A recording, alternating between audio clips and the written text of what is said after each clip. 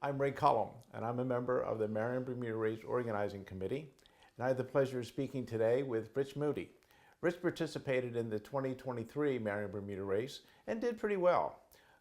He set the race record at 2 days and 17 hours. That was 3 hours better than the previous record. He was first to finish. He was first overall, and he won his class. That's only the second time that's ever happened in our race. So it's a pleasure that I'm able to talk to him today about that and what it took to move that beautiful boat, Boudicca, from Marion to Bermuda. So Rich, putting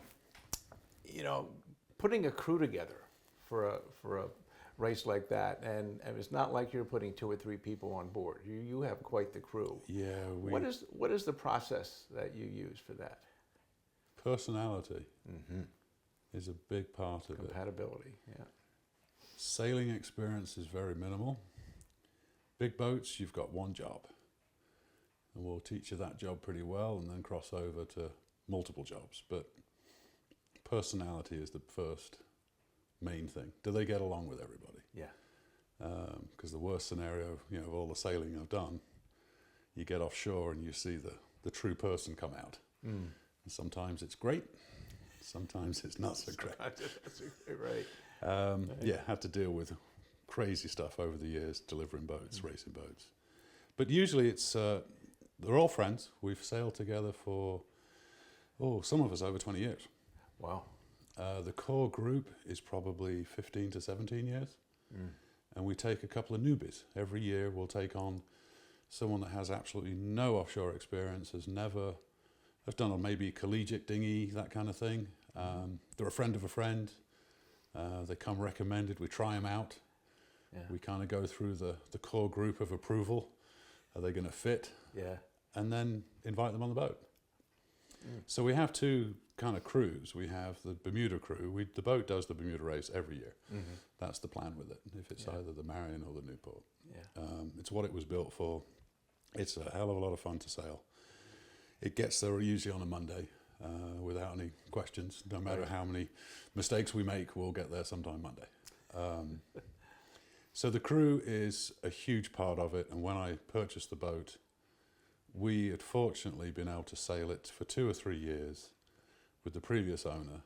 So we learnt the boat. We figured it out. We figured out what it did and what it didn't do. Nice pre-purchase arrangement. It was a great pre-purchase agreement, using someone else's money to figure out how to sail. Right. But the gentleman that owned it, Gus Carlson, he also owned the previous. The boat was originally built as Blue Yankee in the 2006. There's a string of them.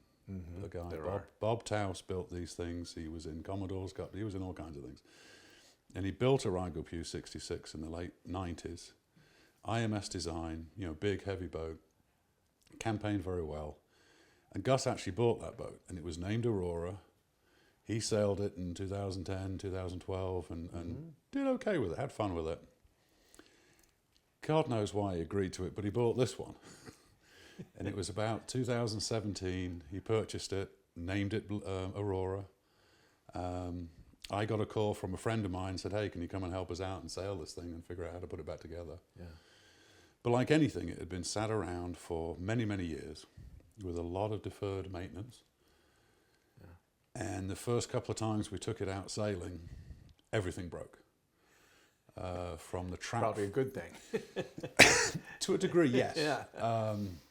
But we had taken it down to Stanford to do the block race. The trap peels off the back of the mast for the start, and all kinds of. One day I think we raced it, doing another Long Island race. No electronics, no hydraulics, no this. Need to take this thing apart. Need to totally go through it and start again. Yeah. Fortunately, Gus had the patience with me and with everybody else. We kind of put a crew together, started going through every system one by one, taking it apart, figuring out how to make it better, how to improve it, how to repair it. And the talent of the crew, the group in general, there's 14 or 15 of us, there's a lot of people. And every one of them in their own right has some talent. None of them are sailors, or they'll never tell you they're sailors.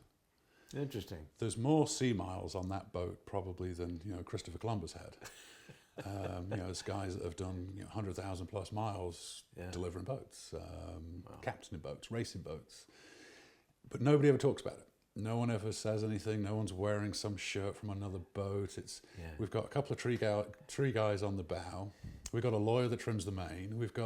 And that's what they do now, right? All those years have gone by where we all, at some point, worked in the marine industry as pros, as Cat 3s, as whatever. We didn't have that category back then. Yeah. But over the years, obviously, you've got married, have kids, have a career, have jobs, have businesses, and we're just friends. We were going to go out having a good time together, no matter with a boat or without a boat, or with off-roading in the woods or shooting or whatever we go do. It just so happens we happen to be on a boat. That's great.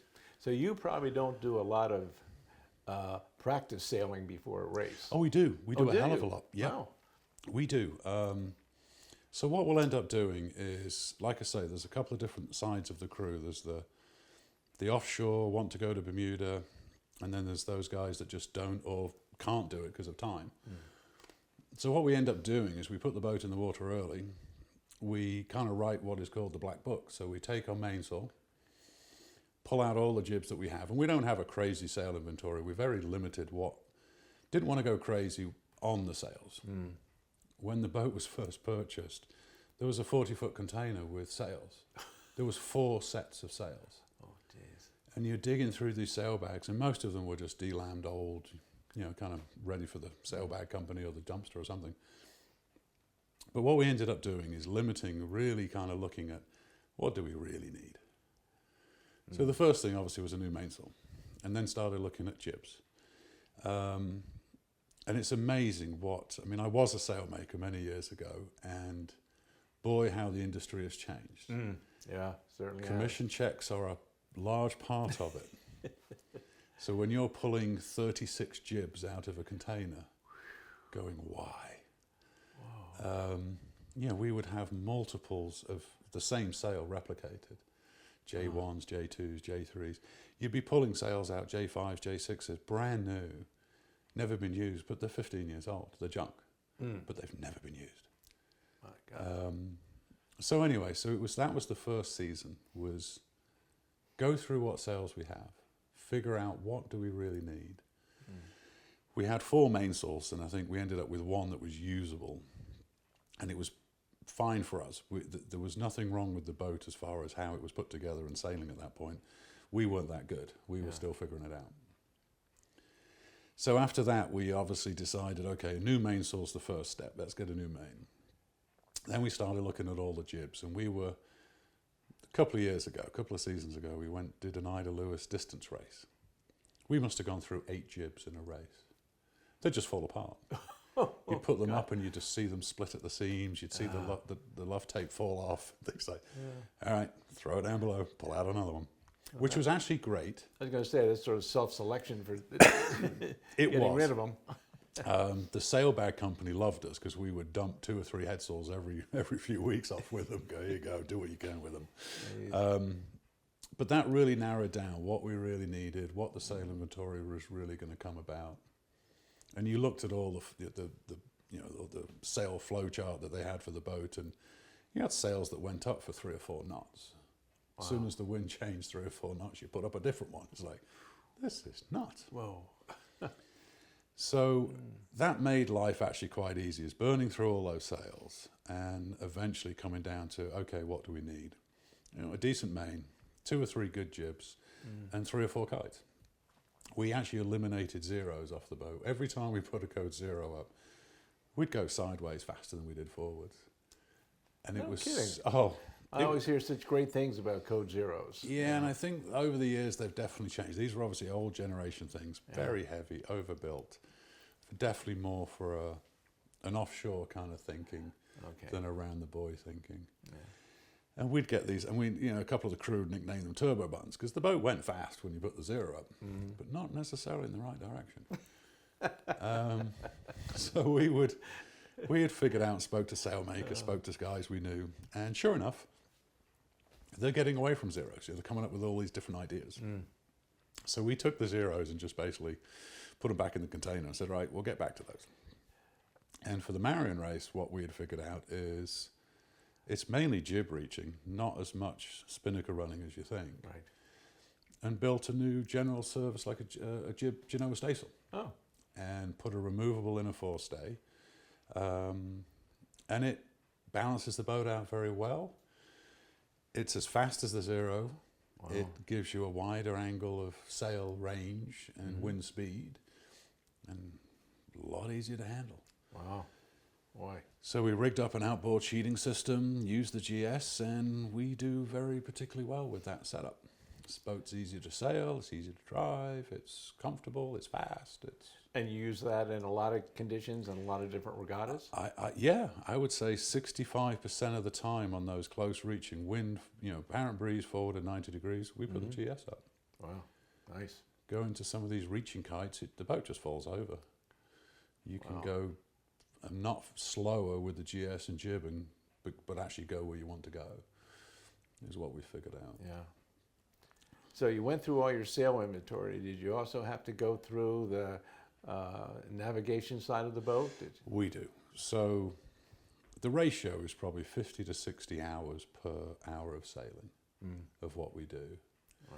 Fortunately, the boat has a big enough crew, so we break everything up into departments. And there's a department head, if it be mast, rigging, sails, electronics, engine, that kind of thing. Break it all down, make a master list, break the list up to everybody. There's a kind of a check sheet that everybody looks at each other's department. It's okay, could we have made it any better than it is, other than just fix it? So going through all that, the navigation is huge. When we first got the boat, it had a very old, antiquated laptop that I don't think was even honoured with Windows. It was pre-Windows, it was like XP or something. And someone had rigged up a 110 inverter to run it off in the nav station. It's like, I think it's time for a new computer. Yeah. So one of the first purchases was a new tough book, Jeff Fisher, which I've sailed with Jeff now for over 20 years. He was always the mast man. He pulled halyards. I'd be in the halyard pit, and then I eventually got promoted and started driving. I made Jeff the navigator. Best thing I ever did. I mean, the guy is a mathematician that works for the government at some capacity. Oh, okay, perfect. So he takes this laptop and figures out all what it does, and there's an expedition program on it that he gets on another computer and does all this stuff. And we start copying all the files out the old computer and then loading them into the new system. And of course, he records every time we go sailing. When it comes to setting up for the Bermuda race, he already started this race in October. Wow. So for the last couple of seasons, he's now got 3 computers. So the old cronky one, I think, is just thrown in a desk drawer just in case. Yeah. We run 2 programs against each other. If you're not familiar with Expedition, it's really about inputting all the information you can. Right. So he downloads, again, all weather. Anywhere he can get any kind of free weather download, he is running modules against each computer to look at all the history of weather, the European model, the GSF model. And it's usually about a month before the race is when we all sit down and go, okay, what you got? And we start putting some sort of a tentative. We usually put 2 fairly solid plans together and then a very vague third plan just in case. Okay. And there's 2 or 3 of us on the boat that do that. So Jeff is the key for that. Myself and Tim sailed with me since he was a kid. He's now in his 30s. I still refer to him as the kid, but he was, North Kingstown High School sailing team. Very, very knowledgeable all-round sailor, just knows his stuff. Yeah. And if it wasn't for him and a couple of the other guys, the boat program would be, I'd be looking for different guys. It'd be very hard to do. So it's key players. Surround yourself with good people, right? That's what everybody tells you. Yeah. So as far as the plan goes, that is kind of started to be kind of put together many months before the start, but we start to kind of really fine-tune it about a month before the start. And the week before the start, it's now in stone. This is what we're doing. And then we do a last couple of final checks, especially like 48 hours out with weather predictions. Right. And then the morning of, if we still feel as if it's the best plan, that's what we're going with. That's it. You lock it down. And it's locked in, and we then basically tell the rest of the crew, this is the plan, these are the options, and this is what we're doing. Right. Now, do you use a subscription plan offshore that you continue to We update? actually don't. Jeff calls me. Interesting. Jeff calls me every time we do this. We can do, weather, routing, we can do this, and this. I said, well, how close are you to these guys?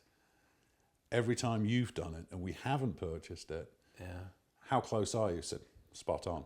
So why let's put the money into the bar tab or the crew dinner. Good decision. Well, it's funny because if a named storm comes up the coast, hurricane, whatever it be, call Jeff. Jeff's forecast is usually better than the guys on TV. Mm. He's been tracking it. He's figured out. He's definitely figured out these computer programs and what they do and what they don't do. Yeah. And it really is into data input. It's you feed it as much accurate information as you can. Yeah. It gives you stellar results. It really does. So what does he use for Gulfstream? I don't know. But he does. He does. Jeff's biggest issue, if you were to ask him, how far to Bermuda, he'll go down below for, 2-3 minutes and come up and give you to the 10th answer. Oh, wow. Well, 47.6 miles. 50 miles would have been good enough, Jeff. Oh, no. But you asked me a question. That's the answer. That's great. And tactically, he's a good sailor. He's been around boats all his life. Yeah. But it's Tim and I that do the tactical side of it, trying to figure out, okay, prior to the end, do we want to be left, right, that kind of thing. Yeah. Jeff's big picture thinking, I can give you an accurate answer now. Wow. And it works great. The formula that we have on the boat does work very, very well. I mean, we split up two crews, obviously, for watches. We double up everybody. So we've got 3 or 4 foredeck guys. We've got 5 or 6 trimmers. We've got 2 or 3 drivers. We've got everybody crosses over. Everyone does a bit of everything. Wow. But it sounds like you have the way you split it up, you have some very specific duties for these people. Oh, we do. Yeah. You've got to remember, on deck at any one time, there's only 5 or 6 of us. Mm. So once the boat's actually sailing, every hour we switch out. So between drivers, trimming, whatever your primary job is, you may have 2 or 3 secondary jobs. Oh, okay. I actually do the least amount of driving. I mean, I drive for the start. We get the boat off kind of going. Yeah. When we hit like really bad weather, I have 2 other guys that I get to drive and I manage. I mean, the Marion Race, we were doing very well. About 40 miles from the island, a thunderstorm rolled. We were focused on a container ship, and we'd picked it up on AIS. It was doing 17 knots, heading for Baltimore or Charleston or something. It was a little bit low of us. And we actually really wanted to tack, but it would have put us right across the bow of this guy. Ooh. But at the same time, on the other side of him was this thunderstorm at 50 knots. Jeez. So we opted to bear off.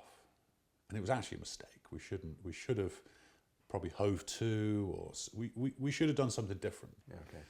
But we bore off at 18 knots, and this thing travelled with us for nearly an hour at 18 knots. Oh, jeez. We were seeing 32 to 34 knots apparent across the deck, so it was up in the 50s. Mm. And I remember Jeff, he stuck his head out the hatch and like, can you slow down? It's like, no, I can't. The answer to your question is no. Wow. Do you have another option? And he said, do you think you could tack? I was like, we could. It's going to have to be fast. So at that point, like any scenario, any crash crisis management is, as the kind of leader of the group, could I put my hands in my pockets and let the rest take over? And they actually can. Yeah, right. So I actually get someone else to drive, make sure everyone's obviously hooked on the boat, everybody's on deck. This is everybody's job. And we're now going to tack the boat in 50 knots, and this is how we're going to do it. And it works. So we ended up doing 2 tacks. So we tacked in that thunderstorm for about 15, 20 minutes, but we were heading back to Rhode Island at 18 knots.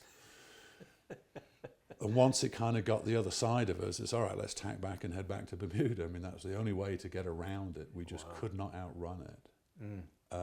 Well, most of them you can outrun. The boat is fast enough, it will outrun them. Once in a while you get caught out, and that was one of those instances. But it added about an hour and a half, 2 hours to our finish time. Jeez.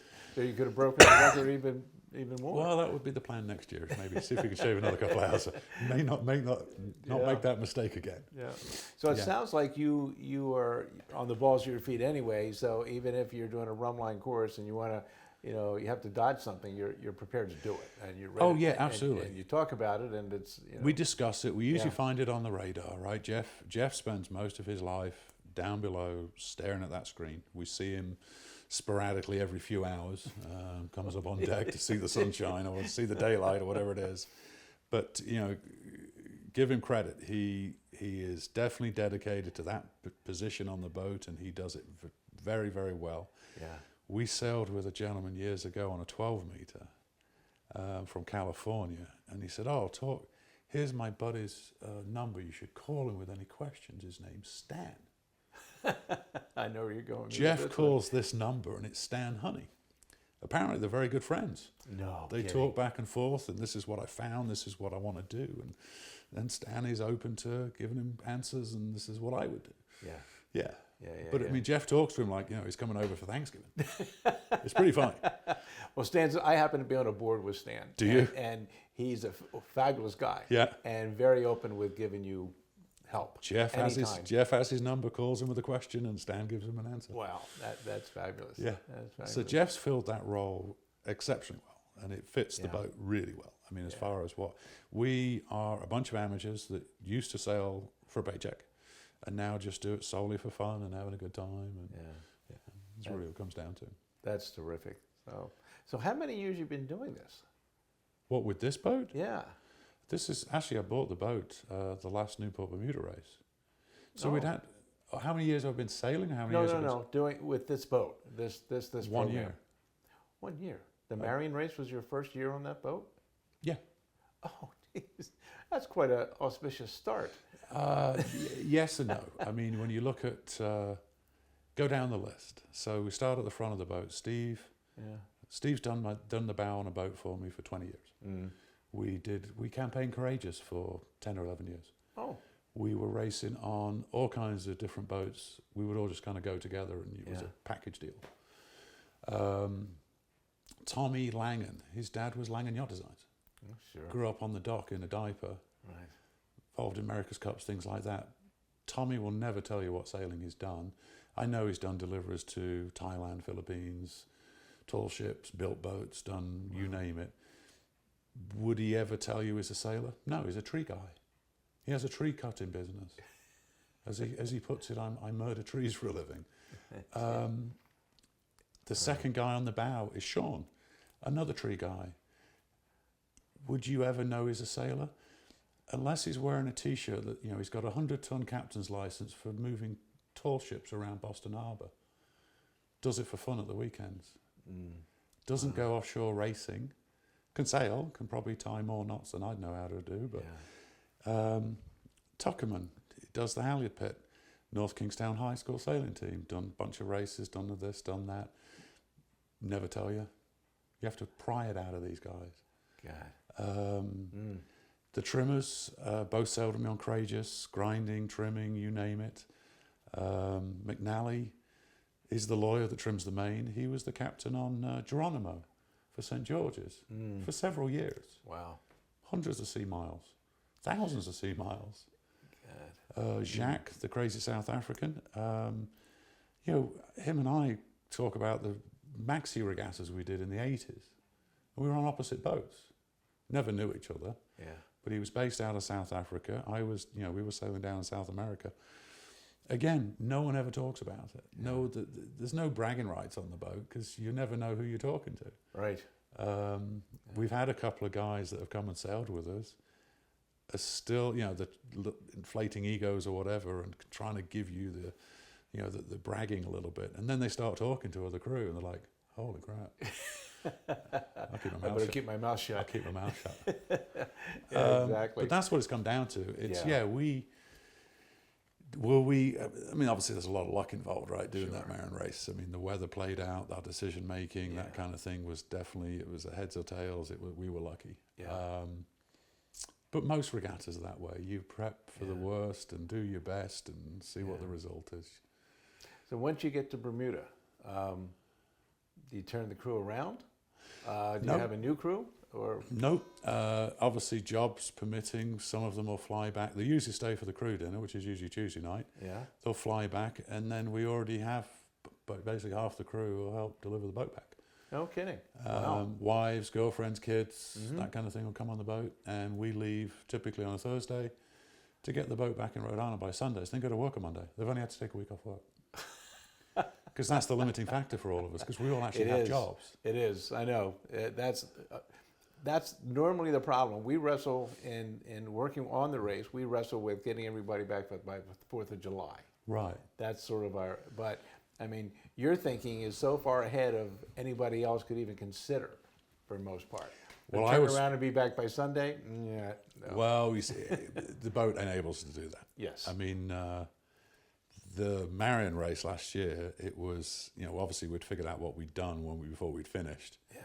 So, Mary, my wife, had flown out. We have a crew house that we rent for everybody. We all kind of have a great time there. Jeff and I and Mary stayed because we knew the presentation wasn't until Saturday. I think that's, after all the regattas I've done, you sat there in second or third place. They call the first place winner and no one walks up to get the trophies like that. It's kind of crappy. So, we felt, all right, we better stay for this one. Right. And pushed the crew off the dock on Thursday and said, right, we'll see you back in Rhode. We actually had a bet. Whoever got back first bought dinner, and I lost. Again. They beat you. Oh, yeah, had to buy dinner again. But it was who could get back to Rhode Island the fastest. I mean, we flew out Sunday morning and got, stuck in traffic control somewhere in an airport, and these guys beat us back by a few hours. Yeah. If you were to give someone some recommendations or your opinion on how you would start a program like yours, what would be that recommendation? How would you approach it? Pen and paper, sit down and prioritize what we did it when the previous owner had the boat. Let's prioritize here. And what's surprising when you actually write it down is how it changes. So obviously safety first, right? The boat, the crew, that all kind of ties together. If the boat's good, the crew will stay safe. Result was actually on the bottom of the list. Wasn't too bothered by the result. Yeah. It was having fun. Yeah. Having fun and sailing with friends that or people you want to go hang out with anyway, or drink a beer with. Yeah. To get into these scenarios, we've sailed plenty of boats over the years where there was some paid crew and some not paid crew, and we'll get the pros in and do this and do that.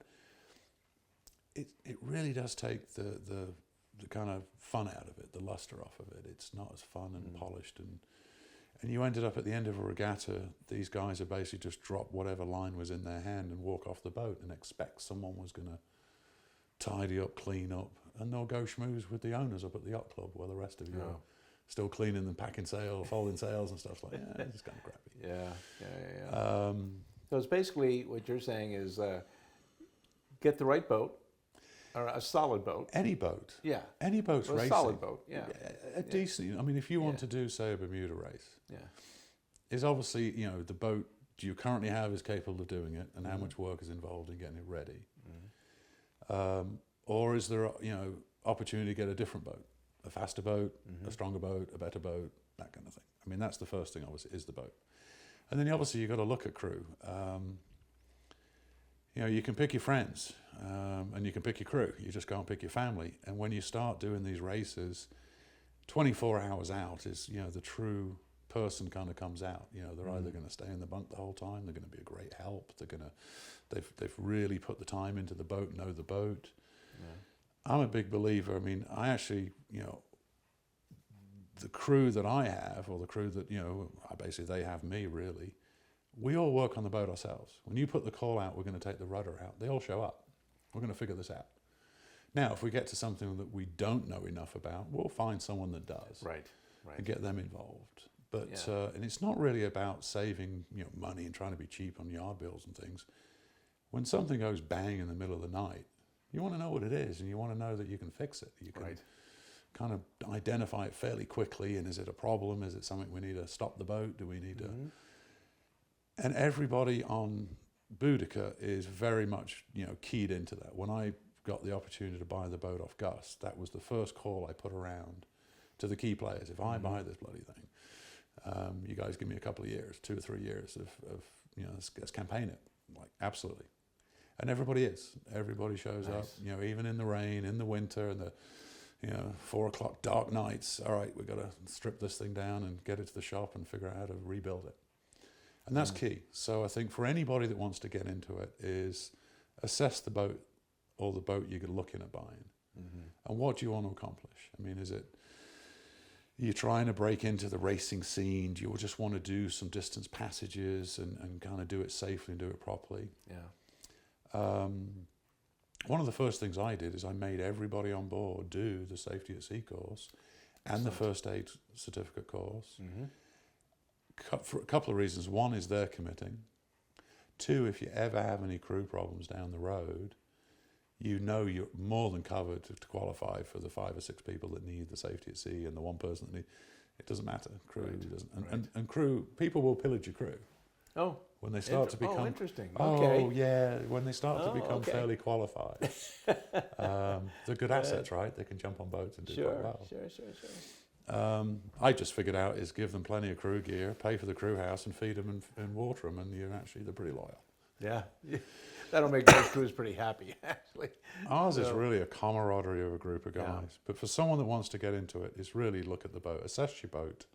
It is a daunting task. I mean, going through a boat, simplify the systems, get rid of electric water pumps, get rid of, put manual parts and pieces. How can you simplify this thing?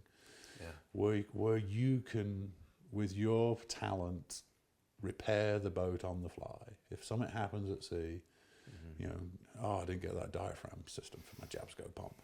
That kind of thing. Yeah. And we've simplified this boat. There's no creature comforts on it. Wow. We have a single burner camping gimbal stove. We have a couple of handheld water pumps, and we suck the water out of 5-gallon Poland Spring bottles. No kidding. We have a couple of water bladders to meet the requirement. Yeah. But yeah, we drink, you can see a bottle of water and there's X amount of water left in it. So you don't have water ballast or anything like that? No. The boat is actually fairly old school. Okay. It's fixed keel, no water ballast. We've got a couple of water bladders that say meet the race requirement. But we have several 5-gallon jugs. I think we carry 12 or 15 of them. Yeah. And we just change those out. And then you see exactly how much water you have. You're not messing around with a water tank. Can't see in a water tank. Did it self-drain into the bilge? Don't know. Yeah. The most we'll lose is a 5-gallon bottle of water if worst happens. So you're doing this more for simplification than weight? Yeah, actually, weight-wise, not too bothered by weight. I mean, our boat doesn't... For a 66-foot boat, it weighs, I think, just north of 33,000 pounds. Oh, geez. So weight is not a criteria for us.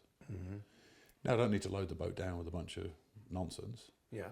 And we will obviously look at weather, and if we're going to be on a starboard tack for 70% of the time, we'll stow all the weight on that side of the boat. Sure. If we know it's going to be off the wind, spinnaker type stuff, put it in the back of the boat. Right. I mean, you start looking at some of the boats that we sail against. Obviously, they have furniture, they have interiors. It's tough to do what we do or compete. I mean, we have a big open boat inside. It's got 2 tunnels either side, port and the starboard side of the companionway. Yeah. And you can just load all the sails up on one side in that tunnel and go, okay, we're going to be on this tack for a while. They stay there, and that's 70-80% of the tack that's where they need to be. Wow. You start looking, setting the boat up. I mean, I did a transpac many years ago, and it was written into the rules. You could not have more than a certain amount of heel when it was sat at the dock. It was part of the rules. I can't remember what it was. It was 3 or 4 or 5% or degrees. Huh. And they would come and measure them. If you looked out of the kind of yacht club window and there was one particular boat heeled over or leaned over more than everybody else's, they'd go check. But you could set up those sleds for a certain amount of heel at the dock. And you would do it. Everybody, that was part of the competition. Everybody did it. Are you doing anything special for the upcoming race? We're going with 13. So one or two of the guys can't make it, obviously schedule-wise, and we've decided we'll go with one or two less crew, save a little bit of weight, try and be a bit more competitive. Unfortunately, I mean, in the sailing scene in the US, it is a dying kind of. It's on the downslope. Let's put it that way. Not many new big boats been built. A lot of big super yachts. Everything seems to be over in Europe, that kind of thing. Yeah. So our competition, we've got. There's a couple of boats, obviously, in the pro class, which is great. That's where they should be. They're definitely faster boats. Yeah. But are just convincing a couple of other guys to sail against to put in what is so called as the amateur class. And yeah, it'll be 3 or 4 of us, kind of break out front and kind of sail against each other and see who breaks the least. And try and get line honours. I mean, you'll never, with a big boat, you never usually have the chance to do class fleet type, Right. podium finishes. Handicaps are working against you. Handicaps are always working against you, but they can also work with you. Obviously, you can sail around weather patterns faster than most. If you get to the finish line before the breeze dies, you're golden. If you get to the finish line and the breeze does die, everybody catches you up. But it's part of the game, right? It's sailing. Sailboat racing is actually a great sport because you don't control the gas pedal. You can control every other aspect. Yeah. You have no control over the weather. Yeah. You just go with what you got, and everything is a prediction until it happens. That's a good philosophy. It really is, and a good observation because the gas pedal is totally out of your control. Yeah, you have no control over it. So wow, that's interesting. So any changes people for the next race or over the next couple of years? A couple of newbies. We've got Sean joined us end of last year. Okay. He's going to sail with us with this Bermuda race. Never been offshore, but as I say, I let him drive a few races ago. Just between races, give him a bit of a go. And on the back of his T-shirt said something, big tall ship, that thing weighed 100 plus tons. I said, do you sail on that? I said, oh yeah, I'm the captain. Never said anything. It's like, do you have a captain's license? Like, yep, got a 100-ton captain's license. Oh, okay. So he's a newbie, and there's another lad. When I say lad, he's probably in his late 20s. But he's never been offshore. He was on the North Kingstown High School sailing team many moons ago. Now has a real career and a wife and everything else. But he's joined us as the 13th man for the Newport Bermuda race. Great. So I always take on a couple of newbies for these races. That's nice. But they know somebody that's already on the boat. It's usually a friend. It's somebody. Yeah. And I say the process is invite them on the boat, take them sailing a couple of times. If they aren't offended by some of the jokes and the stories and everything else, they might get along with everybody. Well, personal recommendations are always good. And it's because they know the temper of the boat. And it's all we have this. All the wives and girlfriends race with us on the inshore races, around the island races, that kind of thing. Yeah. I mean, my wife Mary is still, in my mind, she calls wind and time better than any of the pro sailors I've ever sailed with, and I've sailed with some name brand guys. No kidding. And she's still, well, she was a named female windsurfer when we met, but she'd never sailed. But she could windsurf, and she could call wind, and she knew how to do that. Wow. And you put her on a boat, I think the first thing is she said, it leans over a lot. So we got a catamaran or a trimaran. She said, oh, this is better, it's faster. But yeah, so that's how our married life started. She would be on the behind me to call in wind and time. Wow, no kidding. Yeah, and still to this day, I mean, we sailed a regatta at the end of last year with a couple of name brand guys. Yeah. And they both commented, wow, she calls wind very well. It's like, yep, she does. That's great. That's great to keep it in the family. But there's 5 or 6 girlfriends' wives that sail with us on all the other races. Yeah.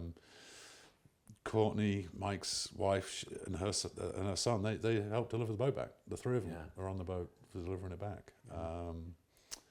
Mary doesn't choose to do any offshore miles anymore. She's done plenty of them with me over the years. She just doesn't want to do any more. But so when we're actually in Rhode Island racing locally, it's there's 15 or 20 of us on the boat, and they're all friends, family, kids. Well, you are the poster child for friends and family. You know, it They is. really are. Well, it is, and I tell you, that's to me. I'm not sure I actually like sailing that much. Well, I like you racing. have to convince a lot of people. I like racing. You Don't think get me of wrong. it. The Okay. aspect of putting the team together, the boat, Yeah. the start, the whole thing, and trying to do it as best you can. Absolutely. But if you ask me to go cruising in the Caribbean for a couple of weeks and set the boat up and get it delivered, Yeah. no, not really something I'd want to do anymore. Not yours, huh? I'd done plenty of delivery miles, you know, setting boats up and getting them across oceans Yeah. and things. Yeah, it was fun as a kid, but the racing aspect of it, yeah, I do. I like the competitive side of it. We've obviously bought the right boat. It's a fast boat. We've figured out how to sail it. But a lot of it really is sailing with your friends, sailing with your mates, having a good time, the camaraderie. I mean, we spend more time at the crew house or at our house after regattas. We very rarely go to the yacht club afterwards. Oh, wow. It's a barbecue, it's the dogs, it's the kids, it's everybody. And that's part of it. That's what makes it fun. But it sounds like you thoughtfully purchased the right platform to be able to do that. I did, and I didn't purposely buy it. It was really a case of Gus had bought the boat. We'd started to set it up, started to fix a lot of things, started to sail it. We had started to learn how to sail his boat. Okay. Unfortunately, I mean, Gus, don't know if he really understood what boat he bought, because the previous Blue Yankee was a lot heavier, was a lot more stable when you took it offshore. And by the time COVID hit, you know, we'd obviously got this thing kind of ready to do these races, and there was nowhere to go. So, you know, a couple of years passed, we kind of messed around doing a few races here and there, and we did more than probably most. I mean, we were going off and we'd just go out sailing for the weekend and go do 100 miles and just see what the boat would do. Yeah. So when it actually came to doing the Newport Bermuda 2 years ago, even at the start, we pulled the vang out the bottom of the boom at the start because of traffic and waves, and you had nowhere to go. It was just such a small box. Right. So we damaged the boat, we got it back into the mooring, we chiseled the pin out of the boom and jury-rigged up a vang system. And I just remember Gus on the back of the boat, it was pouring down with rain. Are we still going? Absolutely. And I think that race we'd figured out, we'd got across the Gulf Stream, we were doing 28 knots with the kite up. Gee. And realised we couldn't jibe very well. It was probably not prudent to jibe. Ah. And we really wanted to jibe in the stream. And we had a couple other issues on the tack line and these different things, like, all right, let's just get this kite down. It's like, you know, that's a great suggestion. I'm not quite sure how to do that just yet. Give me a minute. Wow. Anyway, so we got to Bermuda and we'd had a great time. We finished Monday afternoon. We'd gone way further than everybody else because obviously the jibing issues and thunderstorms and different things. But we were going really fast in the wrong direction. We were having a great time. And anyway, stood in line at immigration at the yacht club to go clear everybody. Gus goes to the bar, buys me a couple of drinks while I'm stood in line. He said, I've just realised, you like my boat way more than I do. Make me an offer. Wow. So that's how it started. Boy. And it really wasn't anything I'd planned to do. It wasn't anything I was really set up and thought, this is what I need to do. Yeah. It was like, all right, here's an opportunity. What's the options? He said, sell it to you or donate it. So that's a shame to donate it because it's a hell of a boat. Right. Let me figure this out. So we struck up a deal. A lot of it is to kind of keep the core group together because Gus wants to go find that big heavy boat that's a lot more comfortable than this boat. And I don't blame him, to be honest. This thing does beat you up. Yeah. And the idea down the road would be, in the next year or two, is probably put it up for sale. Let someone else have some fun with it for a few years. Yeah. Before it needs another ton of investment money put into it. Yeah. And hopefully by then, he buys that big fancy heavy yacht that you can... They've been looking for. Yeah. Oh, well, great. Transpose over to that.